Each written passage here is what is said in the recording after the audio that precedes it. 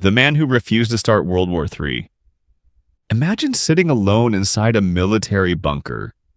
Suddenly, every alarm begins screaming. Red warning lights flash across the room. A giant screen displays a single word. Launch. According to one of the world's most advanced military systems, the United States has just launched nuclear missiles toward your country. You have only a few minutes to decide what happens next. If you report the attack, millions of people may die. If you ignore it, and the warning is real, your own country could be destroyed. This wasn't a movie. It wasn't a military exercise. It actually happened. On September 26, 1983, one man found himself responsible for making one of the most important decisions in modern history. His name was Stanislav Petrov. At the time, the Cold War had reached one of its most dangerous moments. The United States and the Soviet Union were locked in a conflict that had lasted for decades. Both sides possessed thousands of nuclear weapons, enough to destroy civilization many times over. Trust had almost completely disappeared. Just 3 weeks earlier, the Soviet military had shot down Korean Airlines Flight 007 after it entered Soviet airspace. All 269 people on board were killed. The incident shocked the world. Both superpowers expected that a real nuclear war could begin at almost any moment. Inside the Soviet Union, every military officer understood one terrifying fact. If an American nuclear strike was detected, there would be only minutes to respond. Waiting too long could mean losing the ability to retaliate.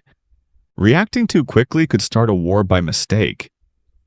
That impossible responsibility belonged to people like Stanislav Petrov. On that night, he was on duty inside Serpukhov 15, a highly secret Soviet early warning command center hidden near Moscow. His job sounded simple. Monitor the satellite warning system, detect incoming American missiles, immediately report any confirmed attack to military commanders. Those commanders would then decide whether to launch a massive nuclear counterattack. For hours, everything remained quiet. The operators watched their screens. Computers continuously scanned the skies above North America. Nothing unusual appeared. Then, at exactly 12:15 a.m., the silence exploded. A deafening alarm echoed through the bunker. Red warning lights flashed across every wall. The main screen changed instantly. One terrifying message appeared. Missile launch detected.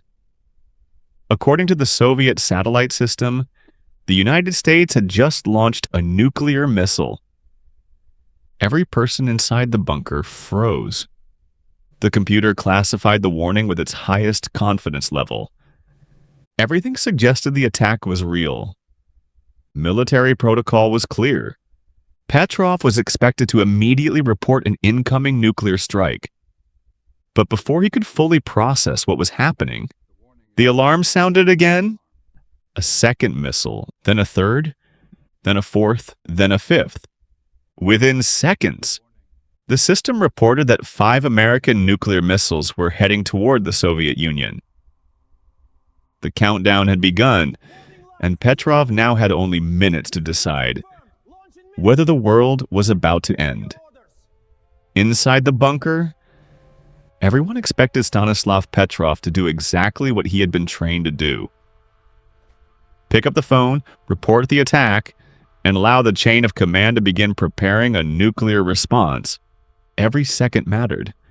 The Soviet leadership would have only minutes to decide whether to launch thousands of missiles in return. The computer kept insisting the attack was real. Its confidence level remained at the highest possible setting. The warning system had been designed specifically to detect an American first strike. If it said missiles were coming, why would anyone doubt it? But Petrov did. Something didn't make sense. He had spent years studying how a real nuclear attack would most likely begin. And this didn't fit. According to the computer, only 5 missiles had been launched. 5. That number kept bothering him. If the United States truly wanted to destroy the Soviet Union, why would it launch only 5 missiles? A real first strike would almost certainly involve hundreds, perhaps even thousands. 5 missiles simply didn't match military logic. Still, what if he was wrong? If those missiles were real, every second he waited could cost millions of lives. The bunker fell silent. Nobody knew what to say. Every pair of eyes turned toward Petrov. He was expected to trust the machine. Instead, he trusted his own judgment. He made one of the most dangerous decisions imaginable. He reported the warning as a false alarm. There was no proof, no confirmation, only his instinct. If he had made the wrong decision, history would remember him as the man who failed to stop a nuclear attack. For several endless hours later, the investigators finally discovered what had happened. The satellites had mistaken sunlight reflecting off high-altitude clouds for the bright heat signature of missile launches. An extremely rare combination of sunlight, clouds, and the satellite's viewing angle had fooled one of the most advanced early warning systems ever built. The attack had never existed.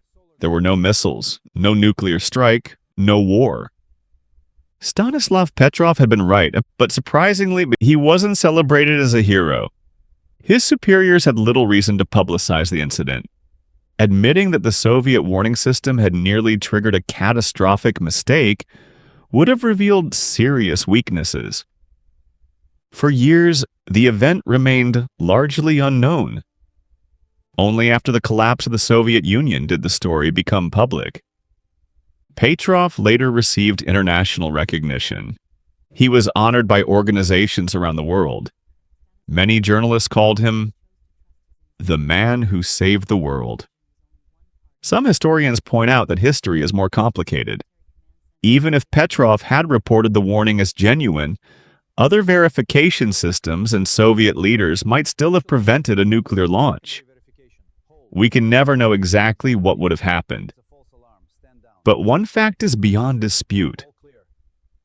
On that night, when every alarm insisted the world was under attack, one man chose to question the machine instead of blindly trusting it.